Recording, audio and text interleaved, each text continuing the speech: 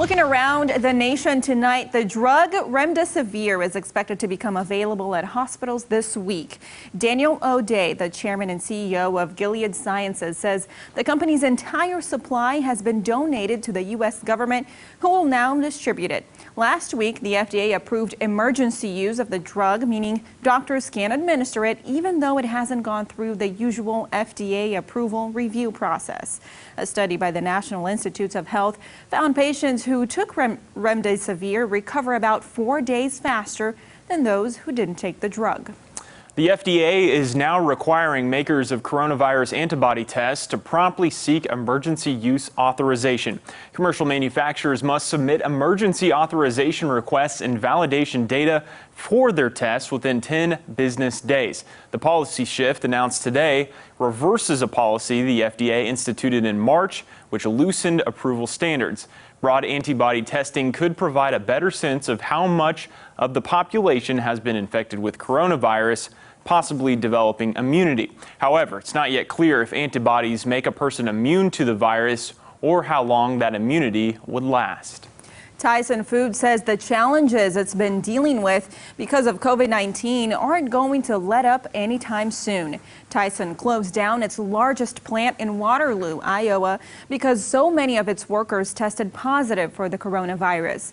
Other plants eventually shut down too, and in a new report just released today, Tyson says it's expecting even more closures to come.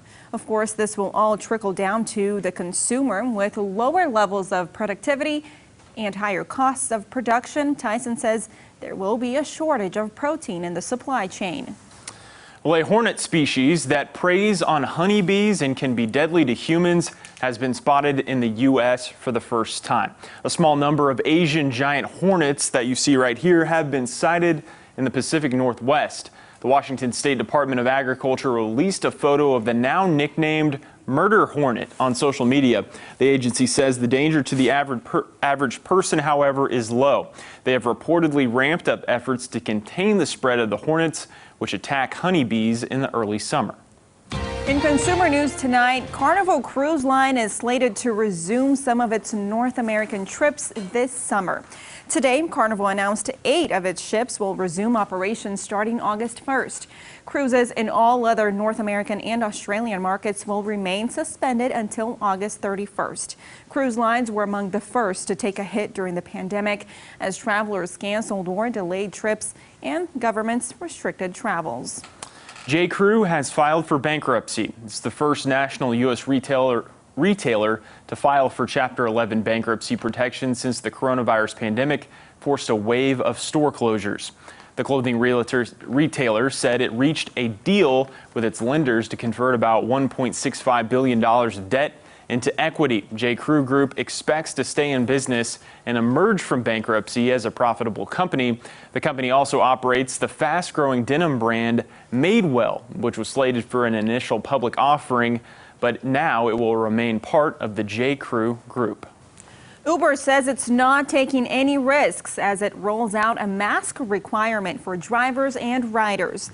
The policy will be phased in over the next few weeks as stay-at-home orders are lifted.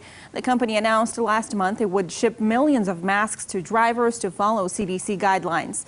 The company also shipped disinfectant to drivers in particularly hard-hit areas. Well, don't go anywhere. We have a final look at where the storms in the Ozarks are right now. We'll be right back.